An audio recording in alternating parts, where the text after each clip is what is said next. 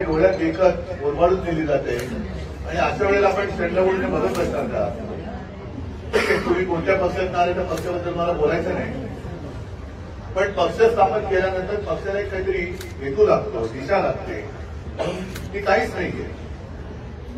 आणि अशा वेळेला मग तुमच्यासारखे कार्यकर्ते तिकडे मरमर मेहनत करतात, त्या मेहनतीला काही असतात. आज तुम्ही सगळेजण शिवसेनेत आलेला, मी शिवसेना एकच मानतो.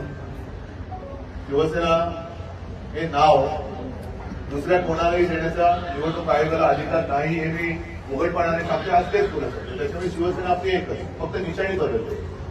आता ही निशाणी बदलल्यानंतर सुद्धा आपल्याला संपूर्ण महाराष्ट्र मी फिरत होतो, सगळेजण म्हणतो की उद्धवजी तुम्हीच येणार. म्हणजे हे खूप गंमत मला वाटते की जे काही सर्व्हे चालले होते त्याच्यात जनतेच्या मनात मुख्यमंत्री कोण होता, मग त्याची दांडी कशी उडाली? हे सगळे चोरांचं आणि राज्य आहे, हे राज्य आता आपल्याला उठवून टाकावं लागेल. एक टिंगी तर पडले. गेल्या रविवारी मी आव्हाडावांच्या उपोषणाला तिकडे गेलो होतो, पण आता तुम्हाला झोपून न्यायचं आहे, कारण हा शेवटी आपल्या मुंबईच्या मराठी माणसाचा आणि महाराष्ट्राच्या महाराष्ट्र धर्माच्या अस्तित्वाचा प्रश्न आहे.